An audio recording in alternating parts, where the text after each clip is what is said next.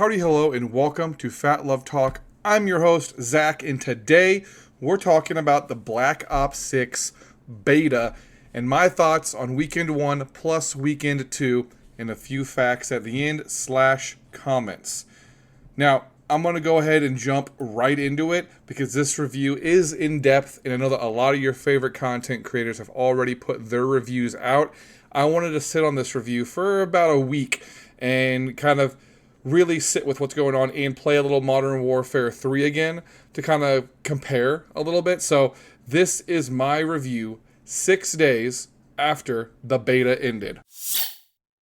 So like I said previously, it's been almost a week since the dust settled on the Black Ops since beta weekends, and I want to give my collective thoughts on the experience from Weekend 1 to Weekend 2. Let's go ahead and jump into the pros on just Weekend 1, the first early access period for those who pre-ordered the game and had select Xbox memberships. The pros, let's start with map voting. Map voting is a great addition to the COD franchise, again, as it gives us a chance to not play some of the same maps over and over again. I also enjoy the classified third voting option that will randomly select a map outside of the two above to vote for. I don't understand why this feature was ever removed, but I think in the background, there were just a higher percent chances that a specific map would be selected over others. Luckily, we get the option to somewhat decide which map we play by using this voting option. Let's all try to remember Black Ops 3 and how many times we got Combine. That map will never leave my memories. The new Omni movement system in Black Ops 6 has me hooked. You run faster, you round corners more fluidly, it just feels good. I actually turned off sliding for a while to mess around with the movement, and it felt more strict and as if, obviously, something had been removed from the way it was intended to be played. After playing around with movement in the beta, I found that single pressing circle to slide and holding circle to dive. The Omni movement started to feel as if it was designed fluid and fast-paced. Almost natural if you could separate the fact that it's a video game. Gun variety isn't really something I can touch on too in depth because once my hands got on the LR 7.62 sniper rifle, it was a wrap. Game over. I had so much fun with that gun, and paired with the overkill perk and the AMES 85 assault rifle as my secondary, I was unstoppable. Seriously, go look at my clips on TikTok. You'll see exactly what I mean. FatLove145, and subscribe to my page because more clips from the beta are still coming. Work and life have prevented me from getting to post everything I captured, but I'll be trying to get everything either uploaded or scheduled to post by next week. The point, though, is that I had a blast with the beta because of the weapons. The movement is awesome and fast and makes it a unique experience in the COD franchise, but shooters are nothing without good guns. That's what I'm getting at. I had one more gun that I want to talk about, but we'll save that for Weekend 2 because that's when I got to play with it, and it left quite the impression. As for the Scorestreaks, they were almost a positive for me. Well, they were mostly a positive for me, I should say. The only exception is that when someone called in a Watchdog helo and I have to swap to a class with a rocket launcher, I destroy it, dying at least 3 times in the process, only for someone else on the enemy team to call in another one. Oh boy. I think having the small to medium-sized maps is fine, sorta. I think if we have 3 lanes and no more than 2 levels, large maps would be fine, but calling in larger score streaks gets easier when everyone is closer together and that one guy is hiding right in a corner somewhere or has a weapon that one-shots on core. Yeah, that's when it gets dicey.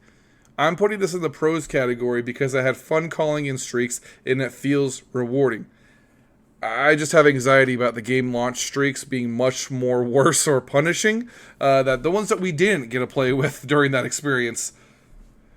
And the best play versus final kill. I think that best play is a great addition and can make you feel really good about a match if you pop up and show the whole lobby you're an absolute beast and they can't touch your hotness. However, I do think final kill also has merit as well. I have best play as a pro because I prefer it. I posted a few best play clips on my TikTok for myself and a few of my friends. Our party cheered, and it made you feel real good when you hear Bud saying stuff like, "Hey, it's you!" or "Popping off!" Oh, it's the boy! Yeah, it's about time.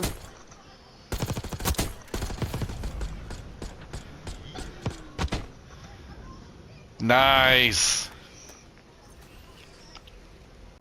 When you get final kill, if you're lucky enough to get the final kill, it's still nice, but doesn't have that same effect. The homies cheering you on really goes a long way when it comes to best play, and that's why I'm leaving that as a pro. But those are my beta week 1 pros, and I'd like to move into the beta week 2 cons. The lag and freezing frames. Oh boy, let's get into it. The lag and freezing frames in the beta were mostly bad after playlist updates, but they were the worst during engagements during matches. I had more issues on weekend 2 of the beta, but during weekend 1, when I would fire my gun or get shot, the game would have micro freezes and lag, preventing me from having a truly one-on-one gunfight or engagement with multiple enemies. This is obviously a beta, so I'll leave it at that, but if it isn't resolved for launch, that's going to affect my KD, kill death, and win those stats basically tell other players if you're a casual, sweat, or the real deal. I want enemy teams to know I mean business when I hop in the lobby. I mean, not that anyone can really see those stats, but you get my point. I pride myself on being good at the games I enjoy. Lag and freezing frames take enjoyment out of the game and that experience for myself and my friends. However, let's go ahead and talk about the day 1 and 2 map variety and modes. This is obviously a con, so strap in. The game, or rather, let me just rephrase that. The map and mode variety for the beta was as can be expected. Team deathmatch, domination, hardpoint, your classic pillars of the shooter genre. However, with certain maps, it became a tight race as to if you should even go for the objective or if you should just play around and catch the enemy spawns or choke points. Remember how I said I enjoyed that sniper rifle? Yeah, small to medium maps mean I am almost always able to find a line of sight where I can get one-shot kills in abundance. This worked out great for me, until it was happening to me as well.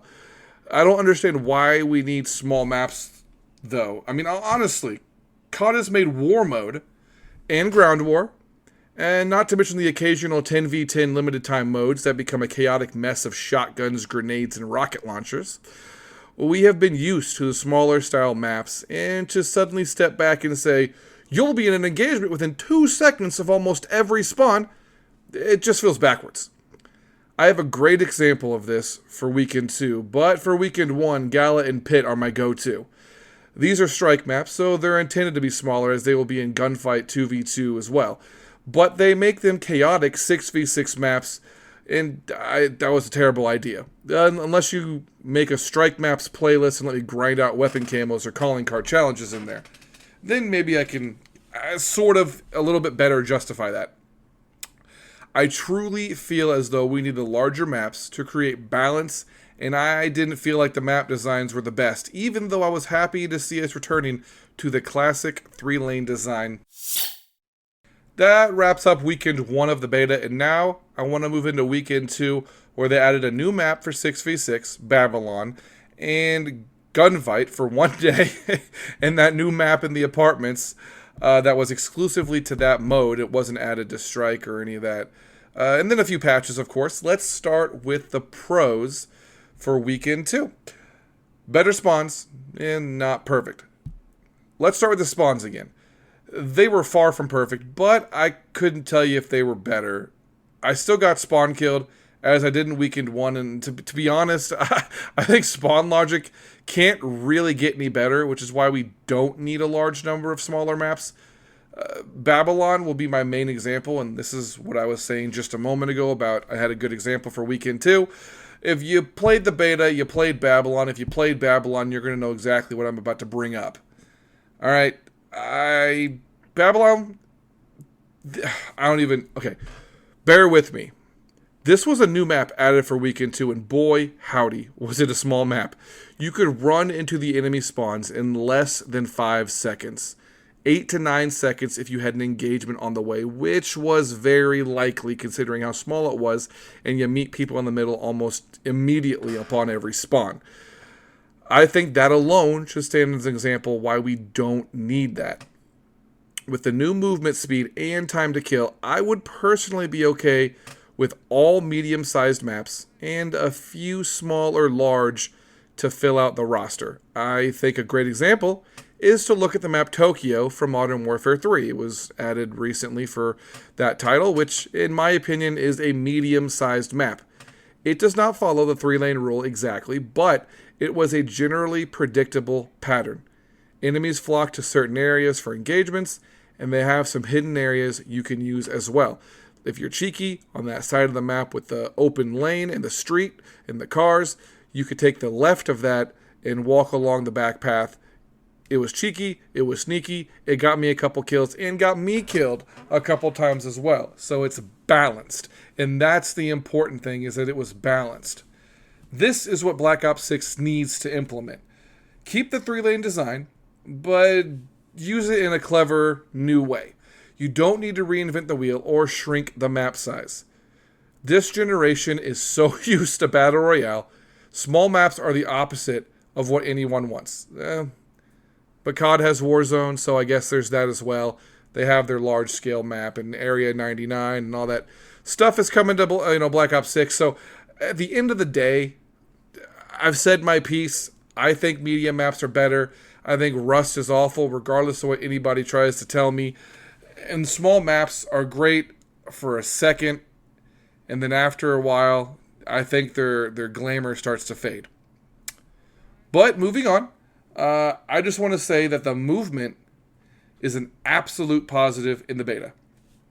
Going back to Modern Warfare 3, since has been an adjustment, and I just want to say I want to go back to Black Ops 6. I want to keep playing Black Ops 6. Press to slide, hold to dive is my preference and how I'll play on launch. Treyarch really did something innovative here, and I have to give them props and use this as a plus, a pro, on Weekend 2 as well, because it continues to impress me, and I am already ready for the new game, the new title. Season 6 of Modern Warfare 3 is coming up in a week, and it's already in my rear view as far as I'm concerned. I am ready to play the preseason of Black Ops 6 and see what's in store for Season 1. Now let's talk about guns in Weekend 2. Guns in Weekend 2 weren't all that different, but they added 2 new guns. An SMG that I never used, so I have no opinion on that. And the DM-10 Marksman, which I absolutely loved. And I loved it because I had been using the Sniper Assault class for Weekend 1, and I tried the new Marksman. It took me a while to get some gun levels because attachments are necessary. But with the additional wildcard in Weekend 2 to add 8 attachments, I was running into the problem of having too much fun. I thought the Sniper was fun, but for the first time in a while actually, I was enjoying the Marksman rifles. Marksman rifles always felt like a peg down from the Snipers with more bullets to kill, so what was the point? Well, with the DM-10 and some juicy attachments, I was shredding fools and getting best plays that I was proud of. The homies cheering for me, the feeling of pride swelling inside. I loved it. That's the only new gun I tried in Weekend 2, and I cannot stop thinking about it. I can't wait to gold that gun. I can't wait to get all the camo challenges for that gun. I can't wait to grind through every weapon, but especially I can't wait to find the guns like the DM-10 that give me so much of a good feeling. The gunplay was phenomenal. Like, every gun felt like it fired properly, that it was meant to be used for the purpose it was created. Like, some of the guns I've played in Call of Duty titles, I'm not calling anything out in particular, but some guns just feel like pea shooters. They don't really fire as, they're not as powerful as you would think they'd be, and it's not as much of a fulfillment. Whereas with Treyarch-specific Call of Duty titles, and especially Black Ops 6, oh my god, did the gunplay feel so good, so natural, so wonderful.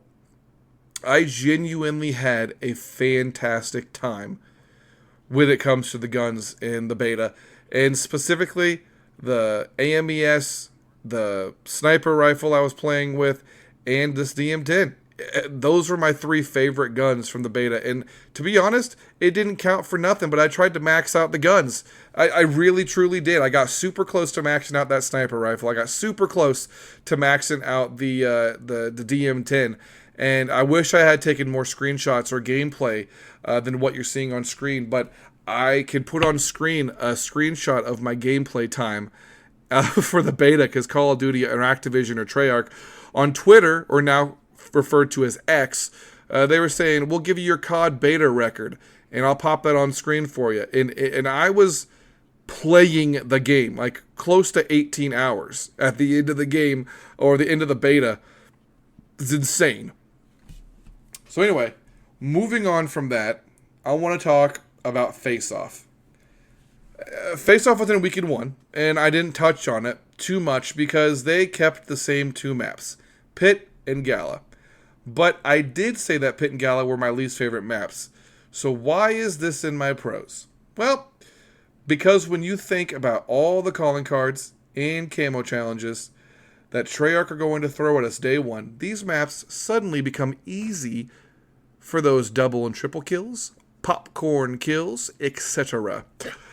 I will not be playing them by choice unless I have a challenge that I'm working on, and that's why I see them as a pro. Let's say you pull up one of your new guns, and you got to get, 3 triple kills, for a camo. That's going to get you 1 step closer to the gold camo for your category of assault rifles, right? Go into Pit, hang out in the back. You know where they're going to run out at. Watch the top, of course, to cover yourself, and just pop 3 people. Pop 3 people. Run around, pop 3 people. Get reckless with it, because you got to die to start your cycle over again, right? Or go run around, let the cycle die down a little bit, and then go back, pop, do it again. These maps are exclusively great for challenges, and only challenges. But that's just my 2 cents. Sleeper Agent. You knew I was going to come here. Sleeper Agent is a new field upgrade that is absolutely devious. I wish I had taken gameplay of myself using this. When I first started using it, I thought it was trash. Like, no lie. I would maybe get 1 or 2 kills that were free, 99, and then shot down right away. It wasn't until my friend told me that you're seen as an actual agent, so when friendlies fire, it's like, quote-unquote, going hot in a campaign mission. You're out of stealth. That makes a lot of sense in reality, so I was like, oh my god, why didn't I figure that out on my own? I then realized melee as a third option excelled here. I suddenly started getting best plays because I would sneak in, stab 4 or 5 guys, and get out of there before my field upgrade was done, and it became addicting. Like, my god, did it become addicting. My go-to classes now have Sleeper Agent, and I cannot wait to see what else is added on launch, but truth be told, that's going to be clutch for the round-based modes like Search and Destroy. Like, I can't wait to play Search and Destroy and get more hands-on with that. Since it's Weekend 2, there are only a few cons I want to touch on, but the first one is that big-time lag. There was some absolutely game-breaking lag on Saturday in the beta. I'm talking the worst freezing I've ever seen, and kills I didn't even get a chance to defend myself over. I think this had to do with the fact that open betas mean anyone can play, whereas Weekend 1 was pre-order folks along with a certain Xbox subscription players.